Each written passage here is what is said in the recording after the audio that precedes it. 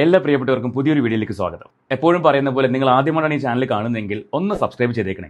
അതോടൊപ്പം തന്നെ ആ ബെല്ലൈക്കൺ കൂടി ഒന്ന് എനേബിൾ ചെയ്തേക്ക്. അതും ഓൾ ഓപ്ഷൻ കൊടുത്ത് എനേബിൾ ചെയ്ത് വെച്ചാൽ ഈ ചാനലിൽ വരുന്ന വീഡിയോകൾ നിങ്ങൾക്ക് പെട്ടെന്ന് തന്നെ നോട്ടിഫിക്കേഷൻ കിട്ടി നിങ്ങൾക്ക് കാണാൻ പറ്റും. പിന്നെ ചെയ്യേണ്ട ഒരു കാര്യം, കമന്റ് ബോക്സിൽ ഒരു കമന്റ്, അത് ഈ വീഡിയോയെക്കുറിച്ചുള്ള നിങ്ങളുടെ അഭിപ്രായമോ അല്ലെങ്കിൽ മറ്റെന്തെങ്കിലും ടോപ്പിക്കുകളോ ഒക്കെ നിങ്ങൾക്ക് കമന്റ് ചെയ്യാം. നിങ്ങളുടെ സപ്പോർട്ടിനനുസരിച്ചായിരിക്കും നമ്മുടെ ചാനലിന്റെ മുന്നോട്ടുള്ള യാത്ര എന്ന് പറയുന്നത്. ഇന്നത്തെ വിഷയം എന്താണെന്ന് ചോദിച്ചാൽ, ശരിക്കും ഒരു സൈഡിൽ സന്തോഷമാണ്, മറു സൈഡിൽ അതോർത്ത് ചെറിയൊരു വിഷമമൊക്കെ ഉണ്ട്. ഒരു രക്ഷകർത്താവ് എങ്ങനെയാകണമെന്ന് ഒരു അമ്മ കാണിച്ചു തന്നേക്കാണ്. 2025 തുടങ്ങിയ ദിവസം മുതൽ നമ്മൾ ഒരുപാട് വാർത്തകൾ ടിവിയിലും സോഷ്യൽ മീഡിയയിലും ഒക്കെ കണ്ടുകൊണ്ടിരിക്കുകയാണ്, കേട്ടുകൊണ്ടിരിക്കുകയാണ്. ഇപ്പൊ ഇവിടെ എന്താ സംഭവം ചോദിച്ചാൽ, നിങ്ങൾ കണ്ടിട്ടുണ്ടാവും, കോഴിക്കോടുള്ള ഒരു ചെറുപ്പക്കാരൻ അവന്റെ അമ്മ തന്നെ അവനെ പിടിച്ച് പോലീസിൽ ഏൽപ്പിച്ച വാർത്ത. നമുക്ക് എന്തായാലും ആ വാർത്തയൊന്ന് ആദ്യം കണ്ടു നോക്കാം, എന്നിട്ട് ആ അമ്മയ്ക്ക് പറയാനുള്ള കാര്യങ്ങളൊന്ന് കേട്ടു നോക്കാം. ഈ കോഴിക്കോട് എലത്തൂരിൽ ലഹരിക്കടിമയായ പിടികിട്ടാപ്പുള്ളിയായ മകനെ ഗത്യന്തരമില്ലാതെ പോലീസിൽ ഏൽപ്പിച്ച അമ്മയുടെ വാക്കുകൾ നമ്മുടെയൊക്കെ കാതിൽ ഇപ്പോഴും മുടങ്ങുന്നുണ്ടല്ലേ. അപ്പൊ ഇന്നലെയാണ് ആ സംഭവത്തിൽ അമ്മയിൽ നിന്ന് വിശദമായ മൊഴിയെടുക്കും. പ്രതി രാഹുലിനെ കോടതിയിൽ ഹാജരാക്കി കൊയിലാണ്ടി സബ് ജയിലിലേക്ക് മാറ്റി. ലഹരിക്കടിമയായ മകന്റെ ഉപദ്രവം ഒരു തരത്തിലും സഹിക്കാൻ കഴിയാതെ വന്നതോടെയാണ് അമ്മ മകനെ പോലീസിൽ ഏൽപ്പിച്ചത്.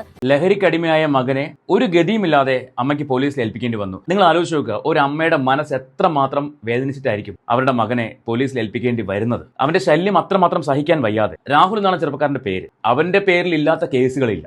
അവൻ അവസാനം കുടുംബത്തിന് തന്നെ ദോഷമാകും, അല്ലെങ്കിൽ കുടുംബത്തിന് തന്നെ ഒരു ബാധ്യതയാകും എന്ന് മനസ്സിലായപ്പോൾ, ബാധ്യത എന്ന് ഞാൻ ഉദ്ദേശിച്ചത് കുടുംബത്തിലുള്ളവരെ കൊല്ലുമെന്ന് വരെ അവൻ പറഞ്ഞു തുടങ്ങി. ആ സമയത്താണ് അമ്മയ്ക്ക് വേറെ വഴിയില്ലാതെ പോലീസിനെ വിളിച്ച് ഇവനെ ഏൽപ്പിച്ചത്. ആത്മഹത്യാ ഭീഷണി മുഴക്കിയ രാഹുലിനെ മനോരമ ന്യൂസിന്റെ സഹായത്തോടെയാണ് പോലീസ് തന്ത്രപരമായി അറസ്റ്റ് ചെയ്തത്. മനോരമ ന്യൂസിന്റെ സഹായത്തോടെയാണ് പോലീസ് അവൻ അറസ്റ്റ് ചെയ്തത് എന്നാണ് ന്യൂസിൽ പറയുന്നത്.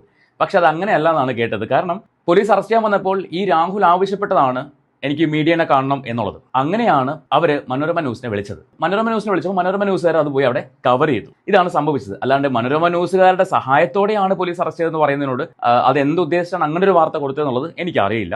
ബാക്കി കേൾക്കാം. നല്ല കാര്യത്തിന് വേണ്ടിയിട്ടാണെങ്കിലും മോനെല്ലാം ഞാൻ അങ്ങനെ ചെയ്തെന്നുള്ള വിഷമം ഉണ്ട്. സമാധാനം തന്നെയാണ്. ചില വീട്ടിലുള്ളവരെ ജീവൻ തൽക്കാലത്തേക്കില്ല, അത്രയേ ഉള്ളൂ.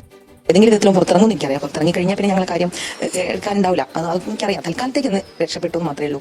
ഒരു ഭീഷണി ഏതെങ്കിലും തരത്തിൽ തോന്നുന്നുണ്ടോ? സുരക്ഷ തോന്നുന്നുണ്ട്, ശരിക്കും തോന്നുന്നുണ്ട്. ഏത് വിധത്തിലും രക്ഷപ്പെട്ട് പുറത്തിറങ്ങിയാലും ഇങ്ങനെ പുറത്തുനിന്നാലും അങ്ങനെ ചാമ്പത്തിൽ ഇറക്കാറുണ്ടാവില്ല എന്നാണ് ഞാൻ വിശ്വസിക്കുന്നത്. കാരണം ഇത്രയും കാലം കിടന്നിട്ടും ആരും ഉണ്ടായിരുന്നില്ല. പക്ഷേ ഇനിയിപ്പം ഇവിടെ ഈ ആൾക്കാർ ആരെങ്കിലും ഉണ്ടെങ്കിൽ, ആരെങ്കിലും ഇറക്കി കഴിഞ്ഞിട്ടുണ്ടെങ്കിൽ പിന്നെ ഞങ്ങളെ കാര്യം തന്നെയാണ്. 4 വർഷം കൊണ്ടാണ് രാഹുൽ ഈ ഒരു അവസ്ഥയിലേക്ക് എത്തിയത്. ലഹരിയുടെ ഉപയോഗം എത്രമാത്രമാണ് ആ ചെറുപ്പക്കാരനെ ഒരു കൊലപാതകത്തെക്കുറിച്ചൊക്കെ ചിന്തിക്കാനുള്ള അവസ്ഥയിലേക്ക് എത്തിച്ചത്. നമ്മളെല്ലാവരും ചിന്തിക്കേണ്ട ഒരു കാര്യമാണ്. എൻ്റെ മകൻ തെറ്റ് ചെയ്യില്ല എന്ന് ഓരോ പാരന്റും പറയുന്ന സമയത്ത് ഇവിടെ ഈ അമ്മയ്ക്ക് അത് ബോധ്യമായി. എൻ്റെ മകൻ ഒരു തെറ്റുകാരനാണ്, അവൻ തെറ്റ് ചെയ്തിട്ടുണ്ട് എന്ന് ബോധ്യമായതിനു ശേഷം ആ അമ്മ ആ മകനെ സപ്പോർട്ട് ചെയ്തിട്ടില്ല. ശരിക്കും ഓരോ രക്ഷകർത്താവിനും മാതൃകയാണ് ഈ അമ്മ എന്ന് പറയുന്നത്. എനിക്ക് അവരോട് ബഹുമാനമാണ് തോന്നുന്നത്. പക്ഷേ അതോടൊപ്പം തന്നെ ആശങ്കയുമുണ്ട്. ഈ രാഹുൽ പുറത്തിറങ്ങി കഴിയുമ്പോൾ ഈ അമ്മയുടെയും അല്ലെങ്കിൽ ആ കുടുംബത്തിന്റെയും ജീവന് വരെ ഭീഷണിയാണ്. നമുക്കറിയാം, കുറച്ച് നാൾ മുൻപ് നമ്മൾ കേട്ടൊരു വാർത്തയാണ് ചെന്താമര കൊലക്കേസ്. ചെന്താമര എന്ന് പറയുന്ന അയാൾ ജയിലിലേക്ക് പോയിട്ട് തിരിച്ച് ജാമ്യത്തിൽ ഇറങ്ങിയതിനു ശേഷം 2 പേരെ വെട്ടിക്കൊന്നത്. പിന്നെയും 3 പേര് അയാളുടെ ലിസ്റ്റിൽ ഉണ്ടായിരുന്നു. നമുക്ക് ബാക്കി കേൾക്കാം. ലഹരിക്കടിമയായ ശേഷമാണ് ഈ രീതിയിലേക്ക്. ലഹരിക്കടിമ വെച്ചാൽ അവൻ അത്രയും മാരകമായിട്ടുള്ള സാധനങ്ങൾ ഉപയോഗിക്കാൻ തുടങ്ങിയതിന് ശേഷമാണ്. അല്ലാതെ വീട്ടിൽ ഒരു പ്രശ്നമില്ല. അച്ഛനമ്മ അവൻ ജീവനിനി ഞങ്ങളും അങ്ങനെ തന്നെ ഒരു പ്രശ്നമില്ലാത്ത രീതി കൊണ്ടുനടക്കുന്ന മോനേനി. കല്യാണം കഴിച്ചൊക്കെ കഴിഞ്ഞ ഒരു 4 വർഷത്തിന് ശേഷം ഇങ്ങോട്ട്. അതിനകത്ത് മുമ്പൊന്നും ഒരു പ്രശ്നം വീട്ടിലുണ്ടായിരുന്നില്ല. നല്ല മോനേനി. എന്താ എങ്ങനെയായിരുന്നു കല്യാണമൊക്കെ ഉണ്ടായിരുന്നു? പ്രണയവിവാഹമായിരുന്നു. പ്രണയവിവാഹം ഞങ്ങൾ വീട്ടുകാരായിട്ട് അന്വേഷിച്ച് ആലോചിച്ച് നടത്തി കൊടുത്തതാ. ഇഷ്ടപ്പെട്ട് കെട്ടിയതാണ്. ഒരു പെൺകുട്ടിയെ ഇഷ്ടപ്പെട്ടു, അത് വീട്ടുകാർ ആലോചിച്ച് കെട്ടിക്കൊടുത്തു. ശരിക്കും നല്ലൊരു കുടുംബമാണ് അവന്റെ. പക്ഷേ മകൻ വഴിപഴിച്ചു പോയി. ഇന്നവൻ ജയിലിൽ പോയി. അവിടെ നിന്ന് അവന് എന്തെങ്കിലും ഒരു മാറ്റം ഉണ്ടായി പുറത്തിറങ്ങട്ടെ എന്നാണ് ആഗ്രഹിക്കുന്നത്. ഇല്ലെങ്കിൽ ഈ കുടുംബത്തിന്റെ കാര്യം നാളെ എന്താകുമെന്ന് നമുക്കൊന്നും പറയാൻ പറ്റില്ല. ഒരു പകയോടെയാണ് അവൻ പുറത്തിറങ്ങുന്നതെങ്കിൽ സർക്കാർ അവർക്ക് സംരക്ഷണം കൊടുക്കുമോ? അതും ഉറപ്പില്ല.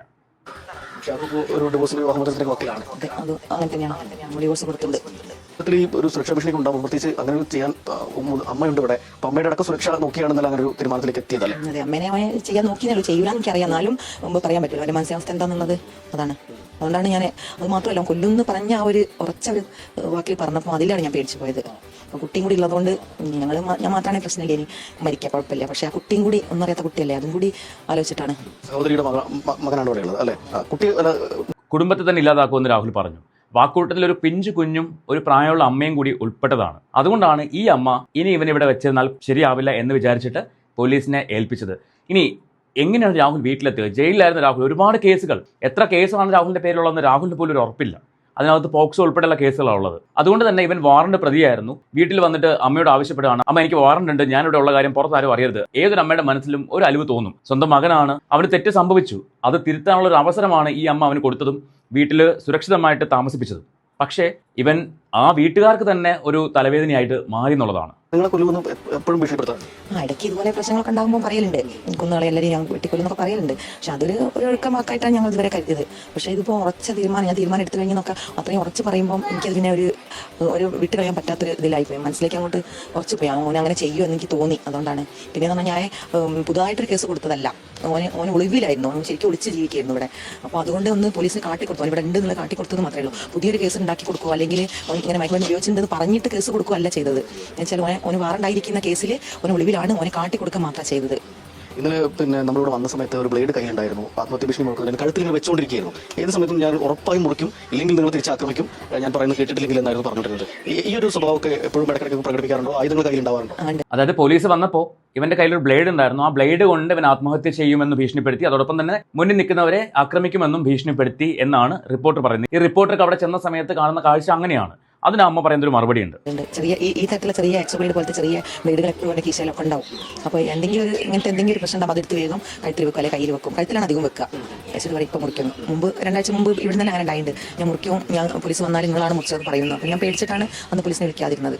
മുൻപൊരിക്കൽ അമ്മയോട് പറഞ്ഞു അത്രേ, ഞാൻ എന്റെ കഴുത്ത് മുറിക്കും, എന്നിട്ട് നിങ്ങളാണ് മുറിച്ചതെന്ന് പറയും, പോലീസിനെ വിളിച്ച് അറിയിക്കും. അപ്പോൾ പോലീസിനെ വിളിച്ച് അറിയിച്ചാൽ ഉണ്ടാകുന്ന ഒരു പ്രശ്നം എന്താണെന്ന് ചോദിച്ചാൽ, ഇവൻ വാറണ്ട് പ്രതിയാണ്. അപ്പോൾ ഇത്രയും ദിവസം ഇവൻ വീട്ടിലുണ്ടായിട്ടും എന്തുകൊണ്ട് പോലീസിനെ അറിയിച്ചില്ല എന്ന് ചോദിച്ചുകൊണ്ട് ഈ അമ്മയെ കുറ്റക്കാരിയായിട്ട് മുദ്രകുത്തും. അപ്പോൾ അതുകൊണ്ടാണ് ഈ അമ്മ ആ സമയത്ത് പോലീസിനെ അറിയിക്കുകയോ അല്ലെങ്കിൽ അവനെതിരെ പ്രവർത്തിക്കുകയോ ഒന്നും ചെയ്യാത്തത്. പക്ഷേ അത് നിരന്തരമായപ്പോൾ അവർക്ക് വേറെ വഴിയില്ല. അവരൊരു അമ്മയാണ്, അതിലുപരി ഒരു കുടുംബം നോക്കുന്ന ഒരു വ്യക്തിയാണ്. അതുകൊണ്ട് തന്നെ മുന്നോട്ട് പോകണമെങ്കിൽ ഇവനെ പോലീസിൽ ഏൽപ്പിച്ചേ പറ്റൂ. അങ്ങനെയാണ് ഈ അമ്മ രാഹുലിനെ പോലീസിൽ ഏൽപ്പിച്ചത്. വേറെ ആരെങ്കിലും കൊല്ലുമെന്ന് കത്തി വെച്ച് ഭീഷണിപ്പെടുത്താൻ? ഇല്ല, അതൊന്നുമില്ല. വീട്ടുകാരെ മാത്രമേ ഉള്ളൂ.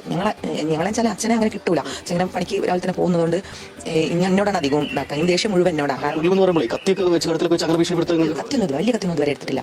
ഈ ചെറിയ ആയുധം ഇത് മാത്രമേ അവൻ്റെ കയ്യിൽ, ബ്ലേഡ്, എക്സോ ബ്ലേഡ്, ചെറിയ എക്സോ ബ്ലേഡ്, അങ്ങനെ നമ്മൾ സർജറി ബ്ലേഡ് പോലത്തെ അങ്ങനത്തെ ആ ബ്ലേഡാണ് അവൻ്റെ കയ്യിൽ ഉണ്ടാവുക. അപ്പോഴും ഇതിന് മുമ്പ് ആത്മഹത്യ ശ്രമം നടത്തിയിട്ടുണ്ടെന്ന് പറയുന്നു. കൈയൊക്കെ മുറിച്ചിട്ടുണ്ട്. കൈ മുറിച്ചത് ആത്മഹത്യ ചെയ്യാൻ വേണ്ടിയിട്ടല്ല. കൈ മുറിച്ചെന്ന് പറഞ്ഞാൽ അവൻ ഡ്രഗ്സ് MDMA ഒക്കെ ഉപയോഗിച്ചിട്ട് അവനറിയില്ല, അവന് വേദനയൊന്നുമില്ല.